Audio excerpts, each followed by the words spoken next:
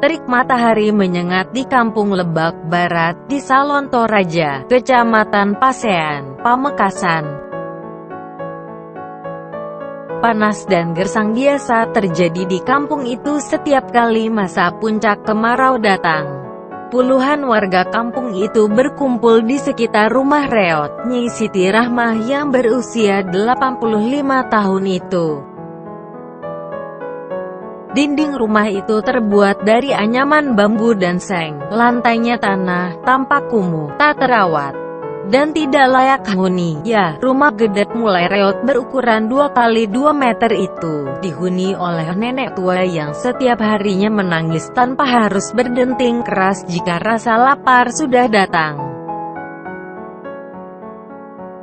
Siti Rahmah hanya mengeluarkan air mata. Air mata itu tak berharga menurutnya. Ia sudah bosan dengan kondisi karena tidak ada satupun orang yang datang untuk peduli pada kehidupannya.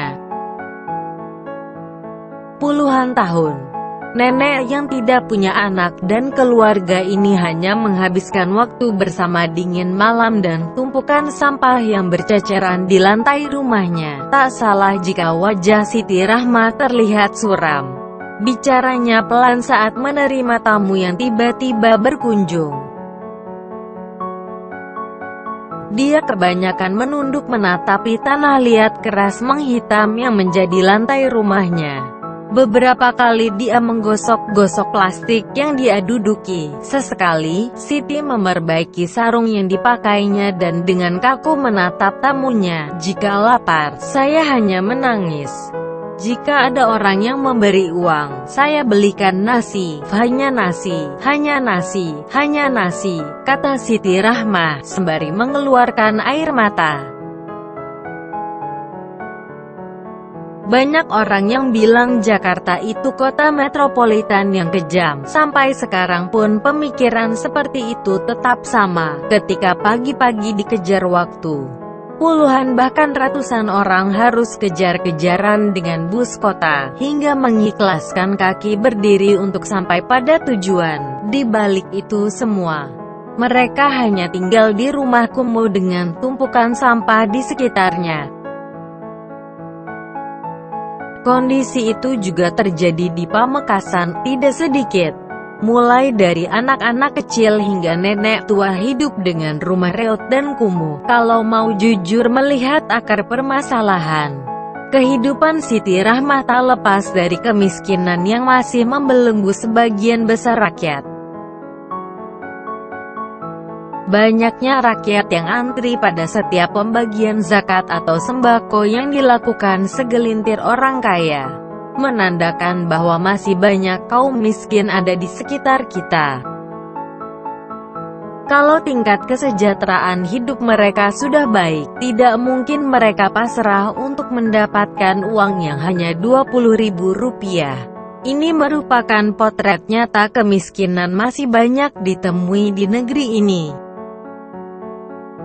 Yanto, warga setempat, mengaku kehidupan Siti Rahmah di perkampungan warga sangat memprihatinkan. Dia berharap Siti Rahmah bisa diterima, meski tanah yang ditempatinya saat ini bukan miliknya sendiri. Tidak sedikit orang yang lewat memberikan uangnya. Tidak sedikit orang yang melihat Siti Rahmah menangis.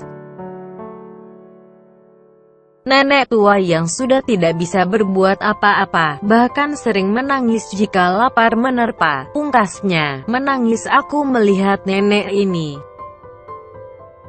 Sudah bersyukurkah kita dengan kehidupan kita saat ini? Terbukakah hati kita melihat keadaan nenek tua renta yang setiap lapar hanya air mata yang menemani? Terbukakah jiwa hati kita dengan rasa syukur karena rezeki yang kita dapat? Subhanallah. Marilah kita berdoa, bermunajat kepada Allah. Semoga Allah mengampuni kita, dan menghapuskan kita dari segala dosa yang telah lalu. Ya Allah, ampunilah semua dosa-dosa kami, baik sengaja ataupun tidak. Berkahilah kami, rahmatilah kami, berikanlah kami hidayah-Mu agar kami senantiasa dekat kepadamu hingga akhir hayat. Amin ya rabbal alamin. Semoga Allah selalu menolong kita. Semoga kita bisa mengambil hikmah dari setiap kejadian. Wallahualam. Sampai ketemu di kisah lainnya. Salam hangat.